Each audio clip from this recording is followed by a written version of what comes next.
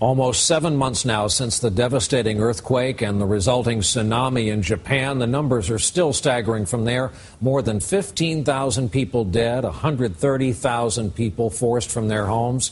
And tonight, an amazing kind of environmental delayed reaction. A huge island of trash and debris from the quake drifting across the Pacific Ocean toward U.S. shores. NBC's Kate Snow with us here in the studio with more on this. Kate? Brian, just after the tsunami hit, scientists at the National Oceanic and Atmospheric Administration and the University of Hawaii started making models using calculations based on tides and currents to project where all that debris from Japan would end up. But now they have proof, sightings from a ship telling them where potentially millions of tons of trash is and where it's headed. March 11th, tsunami waves crash over Japan, wiping out entire communities, sweeping everything that isn't nailed down out to sea. More than 300,000 buildings, cars, boats, refrigerators, furniture, you name it.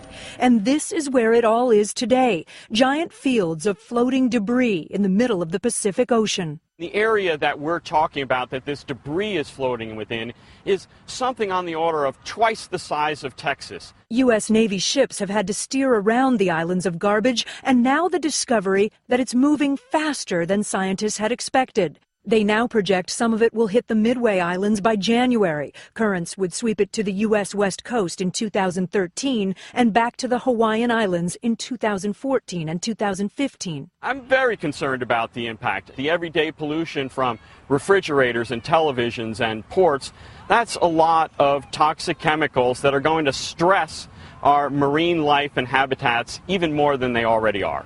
Last month, scientists at the University of Hawaii asked the crew on board this historic Russian tall ship, the Pallada, to document what they saw as they sailed from Honolulu to Vladivostok, Russia. Just past the Midway Islands, they couldn't miss the mess. The boat's crew made notes about appliances, boards, plastic bottles, buoys from fishing nets, drums, boots. A fishing boat they hoisted up left no doubt about where it all came from.